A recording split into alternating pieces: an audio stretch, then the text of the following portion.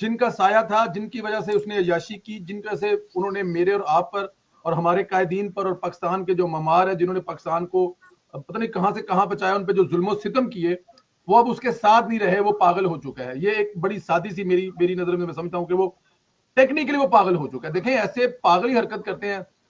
بلکہ اس میں ایک چیز ایڈ کر لیتا ہوں، جو سوال تو میں نے آپ سے کرنا تھا، بلکہ آپ سے ہی سوال کر لیتا ہوں میں. دیکھیں آپ، انہوں نے مولانا فضل الرحمان صاحب کو ڈیزل کہا اور ساتھ میں یہ کہا کہ مجھے جنرل صاحب نے منع کیا ہے، اور ٹھوک بجا کے انہوں نے کہا. ٹھیک ہو گیا سر؟ اب مجھے ذرا یہ بتائیں کہ اس کے بعد اگلے جلسے میں لوگوں نے شور کیا لیکن انہوں نے نہیں کہا. اب پرسوں رات کو ان کی باجوہ صاحب سے 1 to 1 ایک ملاقات ہوئی ہے بنی گالا میں، آج پھر انہوں نے ڈیزل کہا ہے. اب مجھے ذرا آپ یہ بتائیں کہ وہ یہ ثابت کیا کرنا چاہتے ہیں. اور اس میں جی میں آپ کو ایک بات اور بھی بتاؤں گا خان صاحب کے لیے. مجھے کل شیخ طارق صاحب کا میسج آیا جو میں نے کل عمار مسعود صاحب سے بھی بتایا، وہ میں آپ کو بعد میں بتاتا ہوں. ذرا یہ بتائیے ارشد صاحب، ثابت کیا کرنا چاہیے؟ جب باجوہ صاحب ان کو منع کرتے ہیں، ان کو ملتے ہیں، تو وہ چڑھانے کے لیے بار بار ان کو کہتے ہیں باجوہ اس کو اپنا نہیں فضل الرحمان صاحب کو. نہیں، یہ بہت بڑا راز ہے اور اس سے آج ہمیں شاید پردہ اٹھانا پڑے گا کہ انسان اس بات کا ادراک بظاہر نہیں کر سکتا کہ نہ خان صاحب کا حلقہ ملتا ہے مولانا سے، نہ ان کی ذاتی کوئی معاملہ ہے، نہ کوئی دشمنی ہے، نہ کوئی رشتہ داریاں ان میں آپس میں ہیں، نہ کوئی علمی فضیلت کا چکر ہے. وہ الگ لائن کے آدمی ہیں، یہ الگ لائن کے آدمی ہیں. آخر ان کا مولانا فضل الرحمان دامت برکات کے ساتھ جھگڑا ہے کیا؟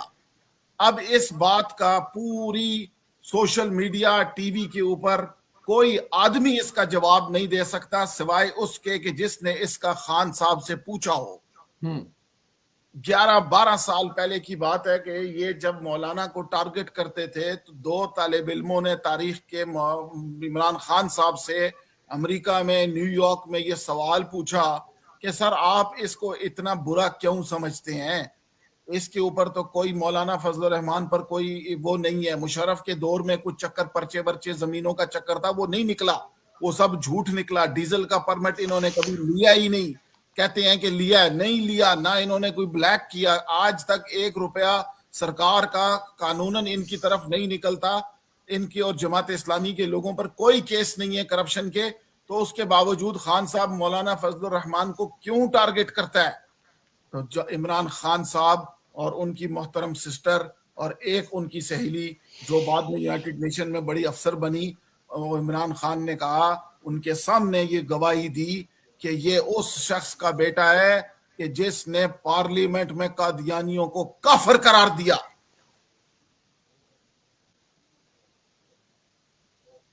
اصل دشمنی کا وہ بیٹا ہے. ہے، یہ مفتی محمود کا بیٹا ہے، جو واحد آواز تھی جس نے پارلیمنٹ کے اندر قادیان جماعت احمدیہ کو، قادیان کو غیر اسلامی لکھا اور اس کے اوپر دستخط کر کے انتقال کیا.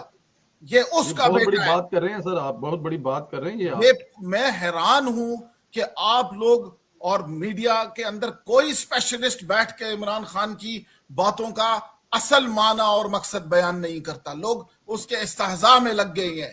یہ مفتی محمود کا بیٹا ہے مولانا فضل الرحمان، اور مفتی محمود وہ شخص ہے کہ جس نے نہ صرف اس ملک کے آئین کی اردو کی املا کی، اس کے ہجے درست کیے اور اس کو فہم کروایا علماء کو، اور اس کے بعد ختم تحریک ختم نبوت کا وہ سب سے بڑا پارلیمان کے اندر داعی اور وہ چیمپئن تھے، اور آخری وقت تک قال اللہ و قال رسول کہتے کہتے مجمع میں انتقال ہوا ان کا.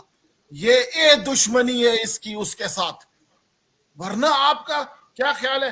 کوئی حلقہ بندی، کوئی ووٹ، کوئی تعلیم، کوئی سبق، کوئی مقابلہ، کوئی کرکٹ، ایک گیند کا مقابلہ عمران کا مولانا فضل الرحمان، اور عمران کے ساتھ اور علماء بھی ہیں، کسی کے ساتھ اس کا جھگڑا نہیں ہے. وہ مفتی کبھی صاحب بھی تھے، قادری صاحب اس کے منسٹر ہے، ایک لفظ وہ ان کے خلاف نہیں بولے گا. وہ بولے گا تو مفتی محمود کے بیٹے کے لیے بولے گا کہ جس نے قادیانیت کو پاکستان میں، اور اس بات کی بریفنگ آج سے کئی سال پہلے محترمہ مریم نواز کے ہسبینڈ کیپٹن صفدر صاحب کو جب دی تھی اور اسی غریب نے دی تھی، تو انہوں نے پارلیمنٹ میں تقریر کی تھی. لوگ حیران تھے کہ یہ آج کس چینل سے ایک دم قادیانیوں کے خلاف بول پڑے. وہ بھائی ان کو سمجھایا تھا کہ یہ جس طرح سے آ رہے ہیں, جس کشتی پر بیٹھ کے آ رہے ہیں, جس ٹینک پہ بیٹھ کے آ رہے ہیں, اس کے پیچھے پیٹرول جو ہے وہ ڈالنے والا پیٹرول پمپ کوئی اور ہے, اس کی نشاندہی. ورنہ کوئی آدمی تاریخ پاکستان میں مولانا فضل الرحمان کا ایک قصور عمران خان کو دکھا دے. کچھ مولانا تو سیاست سے بھی نکال دیے گئے. اسٹیبلشمنٹ نے جب یہ خرید و فروخت اور جہاز اڑایا اس کا, تو مولانا کو تو بالکل آؤٹ کر دیا پارلیمنٹ سے. پھر کیا تمہیں جھگڑا ہے مولانا سے؟ اور مولانا اگر آدمی لے کے آتے ہیں تو وہ عمران خان کو کیا کر سکیں گے؟ وہ تو پولیس کے لیے ہیڈ ایک بنتی ہے. مگر تم کیوں گالیاں دیتے ہو؟ تو اس نے کہا یہ مفتی محمود دا پتر ہے, اور یہ پنجابی میں کہا اس نے مفتی محمود دا پتر ہے, دونوں سرائکی ہیں. محمود دا پتر ہے. ہم نے کہا مفتی محمود کا کیا پتر ہے؟ تو ان کی ساتھ جو بیٹھے ہوئے تھے انہوں نے کہا اس نے قادیانیوں کو کافر قرار دینے میں نمبر 1 پوزیشن اسی کی ہے. بالکل ٹھیک, بالکل ٹھیک ہے, بہت بڑے راز پردہ. جی بالکل, میں کہہ رہا ہوں کہ اس سے بہتر واہ کیا بات ہے. لوجیکلی آپ کی بات بالکل ٹھیک ہے. ڈیفینیٹ اس کے نان کا سارے کا سارا تھا بھی, اس میں بھی کوئی شک نہیں ہے. نہ بھی ہو آج ایک اور تفسیر سن لیں. ارشد بھائی غور چاہتا ہوں, توجہ چاہوں گا آپ کی. جی جی جی. اور یہ جس وقت نیا اسلام کی آواز لگی ہے اسی میں نیا پاکستان کی آواز ہے. جب نیا اسلام مدینہ تو ریاست قادیان کا لفظ ہے, مدینہ تو ربوہ کا لفظ ہے. یہ آپ لوگوں کو ابھی تک, میں محترم ہمارے جو اینکر صاحب ہیں مالک صاحب, وہ اینکر بعد میں ہیں, پہلے وہ اقتصادیات کے ایک اسپیشلسٹ ہیں اور نہایت اعلیٰ درجے کے ذہن کے آدمی ہیں. انہوں نے ان کی زوجہ, خان صاحب کی زوجہ, احترام سے نام لینا چاہیے, ان کا انٹرویو جب کیا تو اس کے اندر انہوں نے ڈنکے کی چوٹ پر کہا کہ یہ ہم جو جس طریقے سے رسول اللہ صلی اللہ علیہ وسلم کو مخاطب فرمایا, انہوں نے ادھر سے ہی سمجھ جاتی ہے دنیا کان والے. اور میں حیران ہوں کہ کوئی بندہ اس پہ بات نہیں کرتا. ہاں, ہم اقلیت کے خلاف بات نہیں کر رہے, ہم ایجنڈے اور سیاست کی بات کر رہے ہیں. اب سمجھیں اس بات کو. تو یہ جب ریاست کہتے ہیں, میں نے پہلے بھی کئی دفعہ اشارتاً کہا ہے, یہ ریاست مدینہ جو ہے آقا صلی اللہ علیہ وسلم والی نہیں ہے. یہ ان کی اسی لیے نبی الین ہوتا ہے, خاتم النبیین نہیں, نبی الون ہے, نبی الین ہے. نہیں کہہ سکتے, کہنے سے فرق پڑتا ہے. جیسے لفظ طلاق ہے 3 دفعہ کہہ ہو جاتی ہے, اسی طرح ان کا بھی ہے کہ جب یہ کہتے ہیں تو وہ ہو جاتی ہے, نہیں کہہ سکتے. تو یہ صفدر صاحب سے بلا کے آپ انٹرویو لیں جی, وہ بڑے لیڈر ہیں ماشاءاللہ. ہم تو پیادے ہیں نا, وہ سمجھا سکتے ہیں کہ اس کے اندر بات اصل کیا ہے. تو یہ ان کا اصل مخاصمت ہے. اور قدرتی طور پہ آپ نے یہ سوال پوچھا, حالانکہ میں انتظار میں تھا کہ کوئی یہ اس طرف ٹاپک پہ آئے, اور اللہ تعالیٰ نے آپ سے یہ کام لے لیا آج. اور بہت سارے لوگ جو ہیں وہ آپ کو اپریشیٹ کر رہے ہیں کمنٹس باکس میں. آپ اس میں کوئی شک نہیں ہے, کہہ رہے ہیں کہ خان صاحب آپ بجا فرما رہے ہیں. مطلب یہ مجھے بالکل آپ کمنٹس پڑھ دشمنی کی اور کوئی ریزن نہیں ہے. اور ہم نے پوچھا ہوا ہے یہ, دیکھیں جنرل مشرف سے پوچھا تھا نیو یارک میں نے خود پوچھا تھا, ٹھیک ہے, ان کو گفٹ دیا تھا. اس کے بعد میں نے پوچھا کہ جنرل صاحب آپ سے یہ سوال پوچھنا ہے اور یہ عوام الناس کے لیے پوچھنا ہے کہ کیا آپ جماعت احمدیہ کے ممبر ہیں یا ان کے ساتھ. تو انہوں نے کہا نہیں, میں اس سے اس نے صاف انکار کیا, اور سب کے سامنے کیا, یہاں گواہ موجود ہیں. تو ہم اس بات, کیونکہ عوام ہے نا, ہم اپنے بادشاہ سے, خلیفے, ہمارے لیڈر سے, پرائم منسٹر سے پوچھ سکتے ہیں 2 چادریں کہاں سے آئیں. تو یہ اس کے ضمن میں ہم نے پوچھا ہوا ہے. اور بہت سی چیزیں اور بھی ہیں, مگر عوام کی توجہ استحضاء میں لگی ہوئی ہے.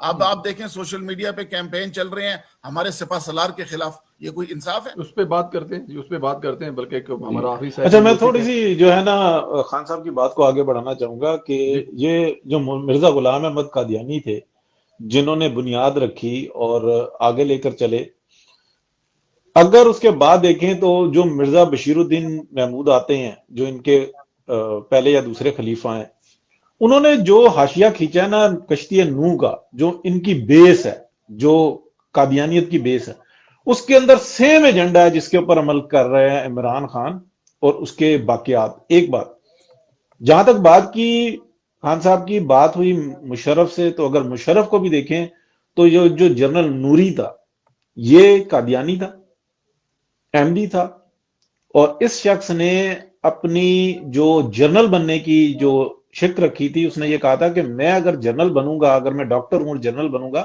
تو یہ اس قانون کو ختم کرو. تو یہ مشرف نے قانون ختم کیا تھا. ادروائز پاکستان کے قانون کے اندر یہ تھا کہ کوئی بھی احمدی یا قادیانی کوئی جرنل نہیں بن سکتا.